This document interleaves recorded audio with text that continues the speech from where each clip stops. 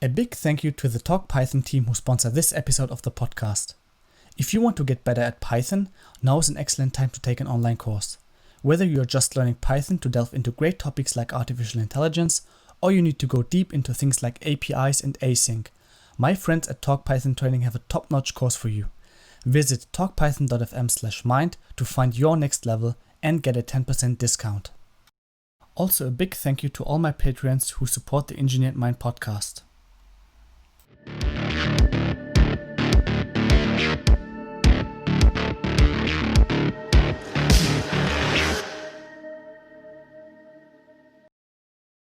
Hi and welcome to the Engineered Mind podcast. In this podcast we cover topics such as engineering, artificial intelligence, neuroscience, and other interesting topics to educate, inspire, and engineer people's minds all around the world. I'm your host Joseph, and for this episode of the podcast I'm very happy to welcome Daniel Situnayake. Daniel is a founder, an engineer, a teacher, and a communicator. He currently works at Arduino as Founding TinyML Engineer. He is a co-author of the great book published by O'Reilly called TinyML, Machine Learning with TensorFlow Lite on Arduino and ultra-low power microcontrollers. He previously worked at Google as a developer advocate for TensorFlow Lite, enabling developers to deploy machine learning to edge devices, and was also developer advocate for Dialogflow, a tool for building conversational AI. As an educator, he has mentored hundreds of software and technology students at BCU, a major British university, and Hack Reactor, the world's premier coding academy. He has written curriculum, designed assessments, and used machine learning to help struggling students. He believes in fighting hard for a more equitable future, to protect the resources of our planet, and to explore the majesty of our universe. And now, ladies and gentlemen, here's my conversation with Daniel Situnayake. Daniel, it's an absolute pleasure to have you on my podcast. Maybe you can give an introduction to yourself, what you do, and yeah. Hey, yeah, so I'm Daniel. I'm one of the co-authors of this book, TinyML, and it's a book about training machine learning models and then running them on tiny devices like microcontrollers that use very little power. So that's what I do. I work at a startup called Edge Impulse, and we develop tools that let people train tiny little models to run on tiny little devices. And prior to that, I was working at Google on the TensorFlow team. Awesome. Can you explain a little bit of your early days, what you did in your early days and how you got into AI? What fascinates you about AI? It's a very long and sort of circuitous sort of story, but I started out, I graduated, I did a degree in computer networks and security, which is sort of totally unrelated to this stuff.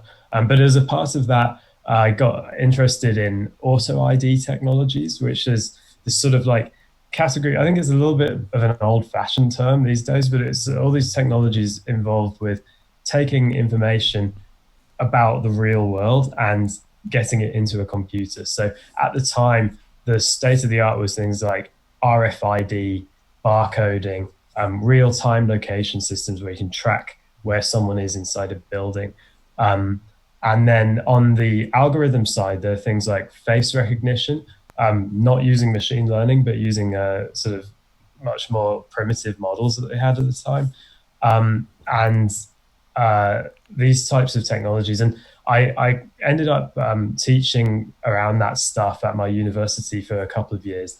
And then I moved over to Silicon Valley, and I was sort of like here in the middle of the Web 2.0 explosion. And I worked at some startups. And one of the companies I worked at, I got interested in data science because I was working on a team with the data scientists building out this sort of ETL pipelines for analyzing all of our data. And I kind of got a taste for like, hey, this stuff's kind of interesting. And so I started looking more and more at it. And then at a certain point, I started a company myself. And the company that I started with a couple of friends was called Tiny Farms.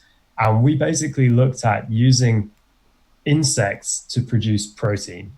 And so the idea is that insects are really good at converting raw feed materials into protein, better than any other type of livestock.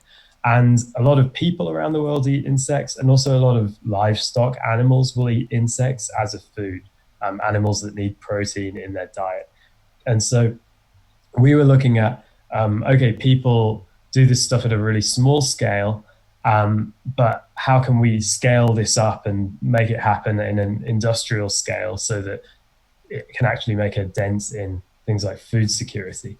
And a big part of that was basically designing and building this like industrial system for raising insects, farm equipment, monitoring and sensing devices that can keep track of what's going on inside an insect farm. And so the first time I was really deploying ML to attack a real world physical problem was in that space. And we built sensors that did stuff like looking at what the climate conditions were around the farm. And then we had models that are figuring out whether that's working well or not. And we did stuff like computer vision to count the number of baby crickets that we have hatching and things like that. So that's super exciting. But we ended up building this giant farm in San Leandro in the Bay Area, but the business didn't quite work out. It was just a company that sort of, we had some awesome ideas, but it didn't pan out.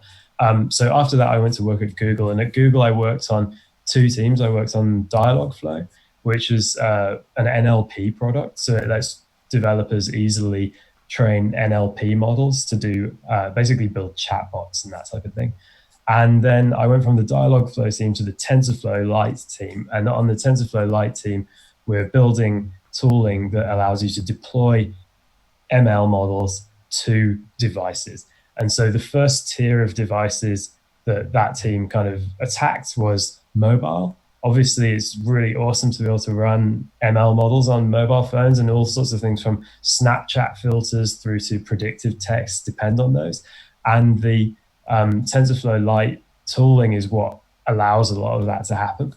And the sort of next step from that was like, how do we take this type of technology and then push these models down onto even smaller devices? So that goes down to things like microcontrollers, where you have these kind of tiny processors, sort of integrated computers on a single chip that just run a single program, and they have very little memory. So sub 1 megabyte of RAM, usually a lot lower than that. 1 megabyte would be quite a large number. Processors that are running at like 60 megahertz, something like that, and a little bit of flash to store your program on. And turns out you can run deep learning models on these types of tiny devices, which means you can do amazing things about sensing the world around you and interpreting complex things that are going on, reducing them into a form that computers can understand. So I've sort of gone full circle from like the very beginning of this auto ID stuff through to working on like what is the current cutting edge of getting information about the real world into a computer. Sounds cool. So now that you also showed your device, I'm going to show the audience my device here, this little Spark Fun, if you can see it. So I also got it because I got your book. Can you explain us why is it so important to deploy models on these devices which are not heavy in size? Is it, when we think about brain-machine interfaces, for instance, could it be applied to that? Yeah, so the thing that you'd think, like, why would you want to run a machine learning model on a low powered, crappy little computer, basically? Like, we've spent years and years getting to the point where we carry around a supercomputer in our pockets. So why would you ever want to like make things hard for yourself? So the reasons are actually really important. So the first thing that you think about is, imagine you've got a model running on a device. Like, here's my phone. This thing is powerful enough to run like multiple models simultaneously doing crazy stuff with vision, and it has a battery in it that can last all day long, and it's just awesome. But the downside is it might sound like a lot of time all day, like the battery will last, but that's actually not very long if you're talking about industrial applications or smart home applications or things where you don't want to be finding a device and plugging it in and charging it every day. So if you are able to shrink down the computing power of a device, and instead of having this like gigahertz processor and all sorts of acceleration, you have something really simple, then instead of running for a day on the battery, you can run for a month or a few months or 6 months or a few years. So if you think about like the utility of a device that you can just like stick on something and walk away and not have to think about it for 2 years. And during that time, if it notices something important, it's able to send a signal back and let you know that something's going on. But apart from that, it's just silent and the battery never needs replacing. That's kind of amazing. So that's one way we kind of breaking a dependency on maintenance and things like that is by increasing battery life. So another really big deal is bandwidth and communication. Mm-hmm. So if you think about having a model running on a server, so that's where most machine learning models are deployed these days, will be on some kind of powerful server, and a device, for example, imagine the voice assistant like the Google Assistant or Alexa. What it does is when you talk to it, it sends audio recordings into the cloud. And in the cloud, there's some giant infrastructure somewhere, which is taking that audio, understanding what it means, doing all the NLP, coming up with a response and sending it back. And that's awesome. It works really well, and you can deploy models that need a lot of power. But it doesn't work if you don't have an internet connection. In fact, if you don't have an internet connection, it literally is useless. And so your Alexa or your Google Home becomes brick.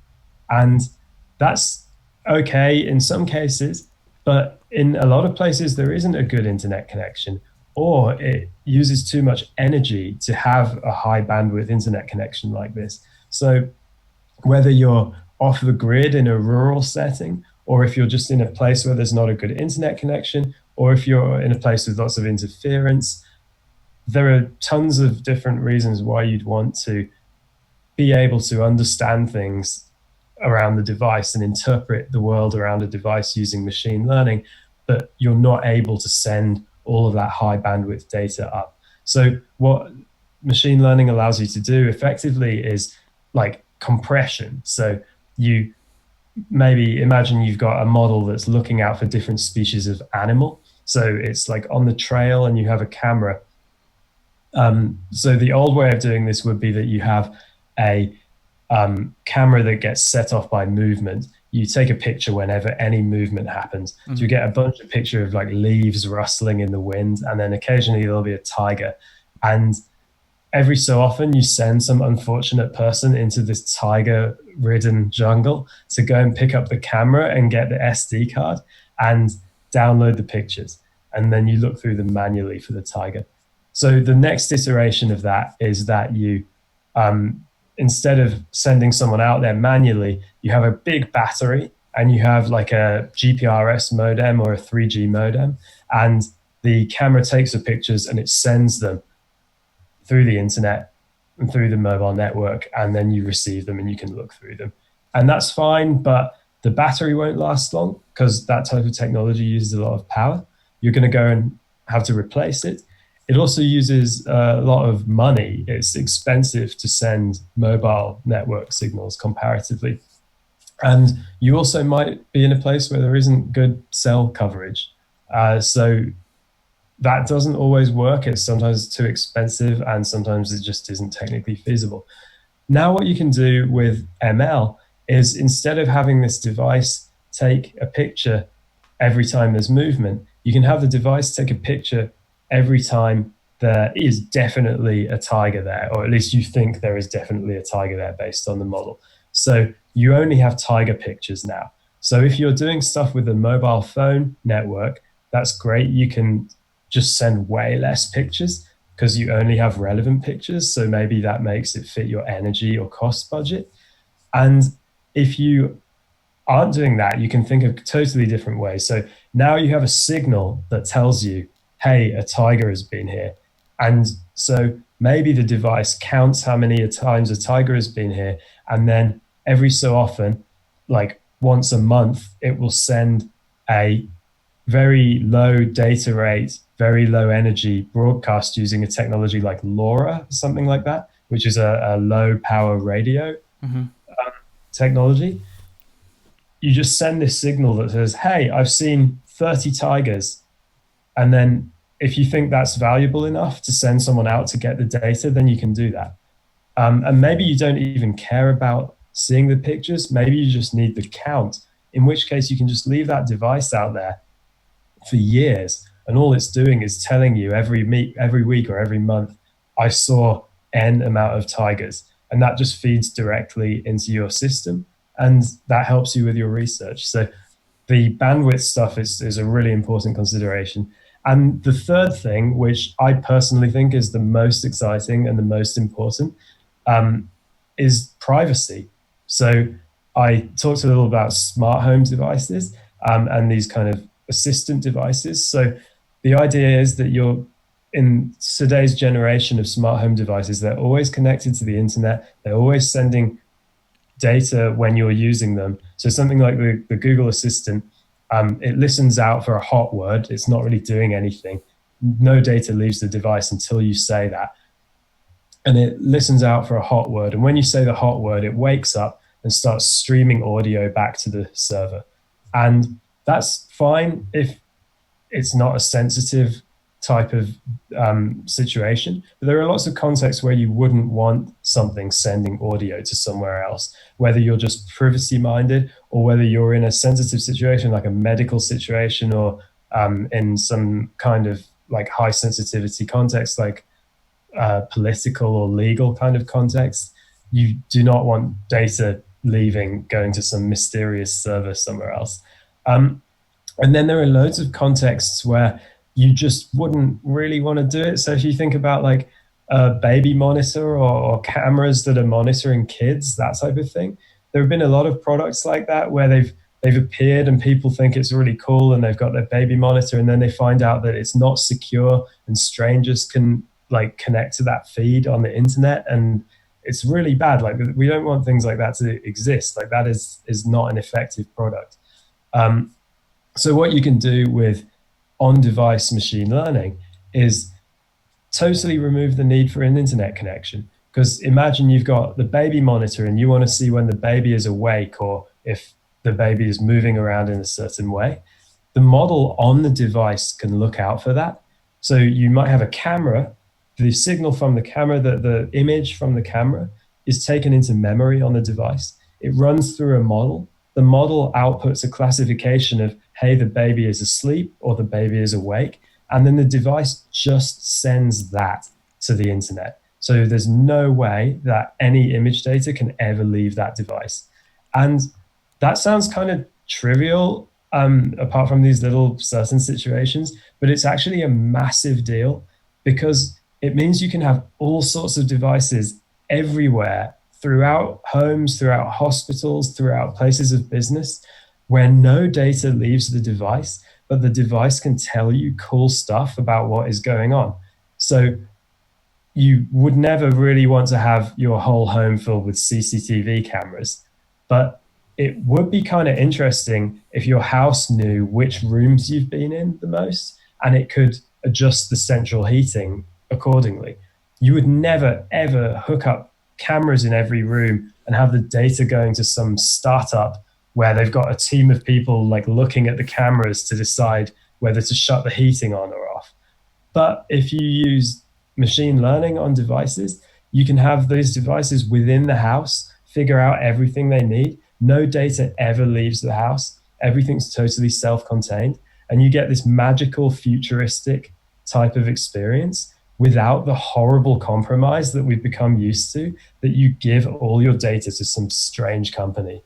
And I think that's just massive. And I think that the types of applications, when you combine these three things together, the energy usage, the bandwidth, and the privacy, this is what's gonna jump things from where they are today into what we think of as like science fiction. You know, the way I like to think about this is you see things like Star Wars, where you've got like these droids bumbling around and they can help you out with stuff and they live in your house and can like help you fix your car or do the dishes or whatever. You would never want one of those things in your house if the way it worked is it streams live data about everything going on to some server somewhere. Like, that's just a non-starter. But if these devices can be in your house, helping you out, doing useful stuff, and they're completely self-contained, they think for themselves, they do stuff themselves, and they don't leak your data everywhere, then that suddenly becomes feasible, and it's really awesome. That's so cool. The framework you use is TensorFlow Lite, correct? Can you maybe explain what's the difference between TensorFlow and TensorFlow Lite? What happens under the hood? Yeah, absolutely. So TensorFlow generally, if you're not familiar, is kind of Google's massive set of tooling for deep learning generally. So deep learning is basically machine learning using deep neural networks. So a neural network is a type of deep learning, machine learning model. There are a lot of different types of machine learning model, and deep learning with neural networks is just one of them. And the way it works is that you have this sort of inspired by biology approach, but like not really quite how biology works. But you have a system of neurons, which are basically little nodes in a network that are connected to each other. And you send a signal in one way at the top, and then the nodes basically take that signal and adjust it slightly. And you have different layers of neurons, and each layer does another set of little adjustments and changes the size and shape of the data. And as it gets through to the bottom of the stack of layers, it has been transformed into the output that you want. And so the output you want, it can be anything. So it could be a category. So imagine you're doing a person detection model. So you want to take an image and determine whether there's a person in there or not. So your input is an image. So it's like a matrix with all the color values in. Those get fed into the first layer. Through successive layers, that dimensionality of the image gets reduced. So the amount of information and the amount of complexity in that input gets reduced down and down and down until at the output, there are just two neurons. One of them says, yes, there's a person in here. And one of them says, yes. One of them says, no, there isn't a person. So the deep learning network is doing that transformation for you.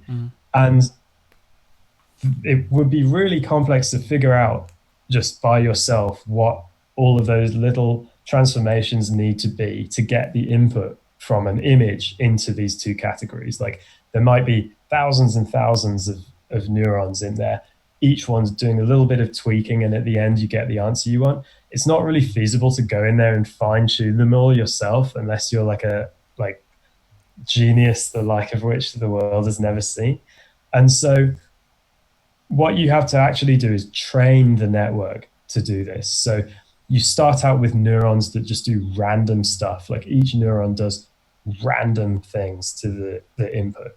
And you feed an input in for which you know whether it has a person in or not. So feed in that image and a random output will come out. And then you look at that random output and you can basically calculate how wrong the output is. Because generally for classification, you'll get a couple of probabilities out. You get the probability that it's a person and the probability that it isn't a person. And if you know it's a person, you can calculate exactly how wrong the network is. And so once you've calculated how wrong the answer was, you can use an algorithm called backpropagation, which goes through the network and adjusts all the neurons very slightly so that the answer is a little bit more likely to be correct next time. Only a little bit, but you run this cycle over and over again on huge amounts of data, and gradually, over time, the network will start to converge to being able to produce the correct output most of the time, hopefully. And so that is the process of deep learning. So once you've got that model trained, you can just throw in inputs where you don't know what the output should be, and you can have some confidence that the output's going to hopefully be correct. So there are two parts to this. The part where you're training is called training, and the part where you are taking a model and running unseen input through it and getting predictions is called inference. And so TensorFlow is a set of tools for doing both. So everything from collecting and processing data through to training models and then deploying models to devices, and also doing stuff across that life cycle. So assessing how well your model is working, figuring out how to do better stuff with it so that it works better. So TensorFlow contains all of these dozens of different tools that do that stuff. And TensorFlow Lite is a set of tools that specifically allow you to take a model that has already been trained and then convert that model so it runs really efficiently on mobile or embedded devices. And then it also contains the code that is needed to run that model on those types of devices. So it has code for Android and iOS and for embedded Linux, and then also for microcontrollers and these types of tiny devices. So TensorFlow Lite is the part that deals with taking a model and deploying it to these special types of small devices. And TensorFlow broadly is a whole set of tools that you're able to use to train models. And it's one of a number. There are a bunch of other similar sort of big sets of tooling. One of them is called PyTorch, which is also very popular. TensorFlow has the best tooling for deploying stuff pretty much across the board. TensorFlow has tooling for deploying stuff to servers, to mobile devices, to embedded devices, and it's all quite mature. It's been doing this stuff for a long while. So it's generally the framework you go with if you want to deploy models to places and use them in production, as opposed to doing research and experimentation. It's kind of sometimes a religious war if you see on Twitter, like one fraction is for TensorFlow, the other one is for PyTorch. Do you know how it is done, like TensorFlow Lite? How is it optimized in terms of deploying it on a microcontroller, for instance? Yeah, so it's quite a big challenge, because even compared to a mobile phone, a microcontroller is such a limited environment. You're really at the bare metal. So if you've done embedded development before, then you'll know that it's generally the case you don't even have an operating system.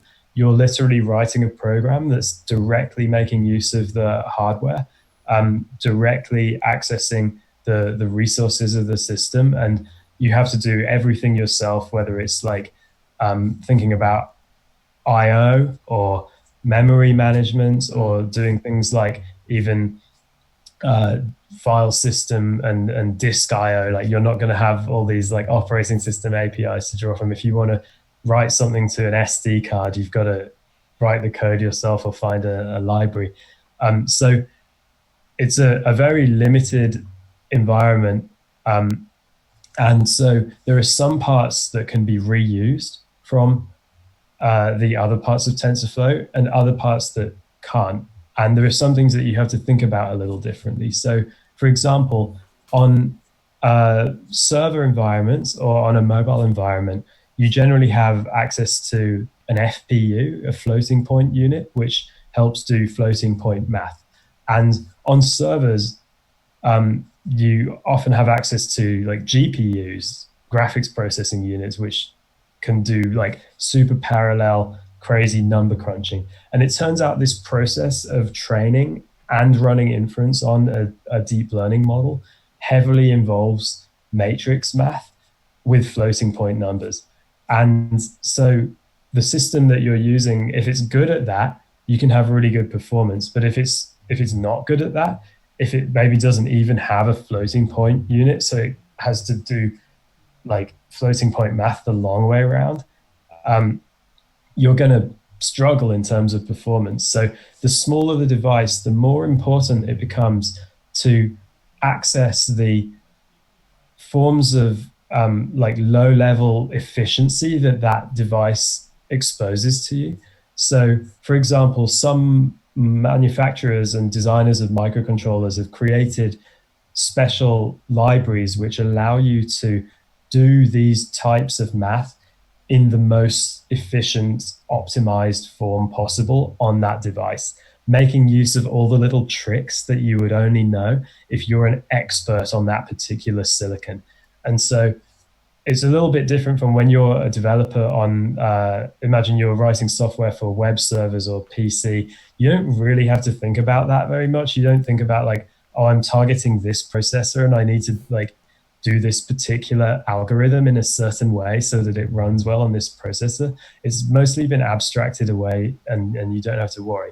But when you're trying to do this type of high intensity work on microcontrollers, you need every scrap of performance you can get. So for example, on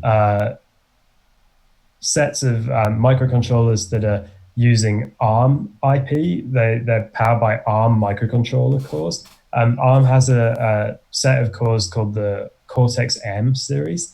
And for those, they provide a set of libraries called SimSysNN, which basically gives you a bunch of ways to do the type of math in deep learning in an accelerated way. And so one of the things TensorFlow Lite for microcontrollers does is take these deep learning operations and provides code that uses the highly efficient, optimized SimSysNN API calls to do that work. And similarly, the TensorFlow Lite team is working with all sorts of different hardware vendors to basically make use of these types of device-specific optimizations to run models. And so the goal is, as a developer, you don't want to think about that stuff. It's pretty stressful and difficult and tedious. You just want to take a model, which is hard enough on its own to get this model, and then you want to put that on the device and have it run as fast as it can on that device. And so TensorFlow Lite provides a bunch of considerations that allow that workflow, basically. Cool. So to easily get started, of course, people can get your book, and I think we'll give away 5, if I'm not mistaken. Yeah. That's super cool. Can you explain what you cover in the book so that people have an overview of what they can expect from the book? Yeah, absolutely. So we start from complete no background knowledge in either TensorFlow or machine learning or in embedded. So in fact, if you don't even know that word, embedded is sort of the term that refers to running software on devices that are simple and don't have an operating system. That's a really broad sort of mischaracterization, but generally you can think of it as the practice of writing code that runs on these types of devices that we're talking about that are not a full computer. And you have to do a lot of this stuff yourself. So if you're new to embedded, it's okay. If you're new to machine learning, that's totally fine. And if you're new to programming, if you're new to programming, but you've been doing some programming and building some projects, you should be fine. If you've never looked at a programming language before in your life, it's going to be a bit of a slog.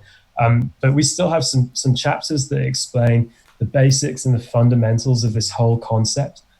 So like, what is machine learning? How does it work? How do you train a model? Why would you do machine learning on embedded devices? What's special about that? And what does it allow you to do? And once we've kind of set the scene, we go into particular projects. So we go through a number of projects that will take you from like 0 to 100 in terms of what you can do on the device. So to begin with, we have like a really simple model that just models a sine wave. So it just models a sine wave function. You pass in the value and it gives you the correct output. And it's completely useless, but it essentially is like a hello world of embedded ML. And it shows you how to take a model, or well, start with data. You generate a sine wave, and then it shows you how you train a model on that data. And then it shows you how you take that model and write the code so that it runs with TensorFlow Lite on device. And then over the course of the book, we have a few more chapters with tutorials like that that go through everything from speech. So being able to detect a hot word and recognize what that word was, and then accelerometer data, so being able to recognize gestures with a device that's moving around using an accelerometer. So that's using time series sensor data, which is really important in the embedded space, because that's generally what your sensors are giving you that is useful. And the final thing is we do vision, and vision is crazy. It's crazy to think about a model running on a device this small that can literally understand some things about how to see. So the model in the book is the person detection model that I mentioned. So it's trained to recognize when there's a person in the frame versus not. And it works really well, and it works on these tiny low power devices, and it's kind of mind blowing, honestly. And so once you've gone through those chapters, so you've got some hands-on experience with how all this works, then the last part of the book covers like the philosophy behind TensorFlow Lite, why it is the way it is, and also gives you some guidance on building production applications. So what are the types of things you have to think about around like privacy and security, and like what types of things are feasible, and how can you troubleshoot models.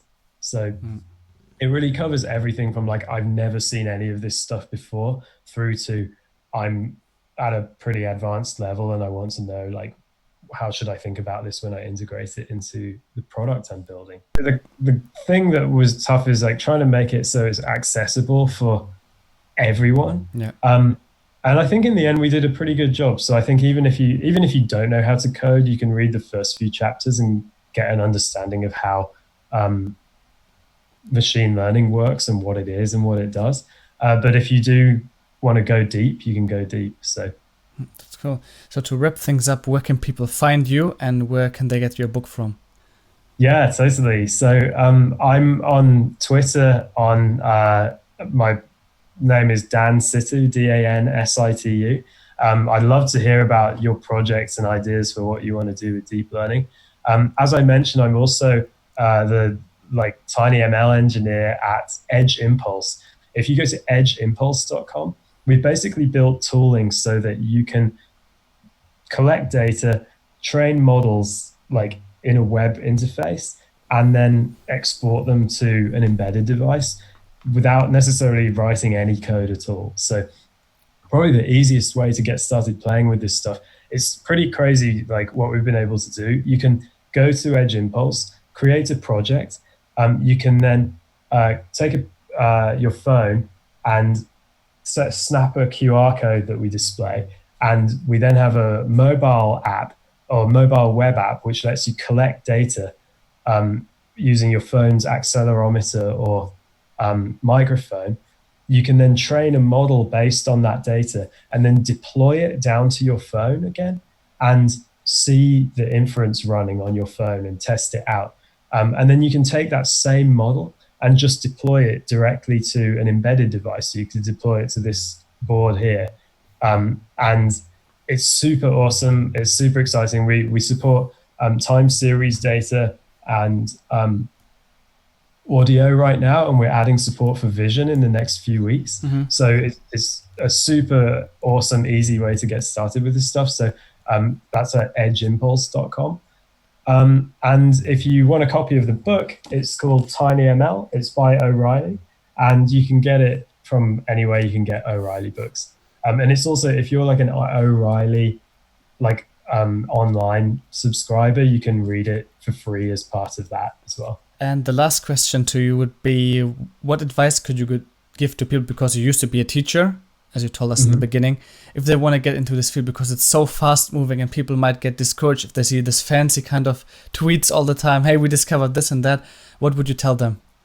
Yeah, so it's a really good point. Like the ML world is moving so fast, and it often feels like it's hard to even keep track of like what's going on and what new advances there are in the field, even if you're working in this space. So that said, now is the best time ever to get into machine learning and deep learning.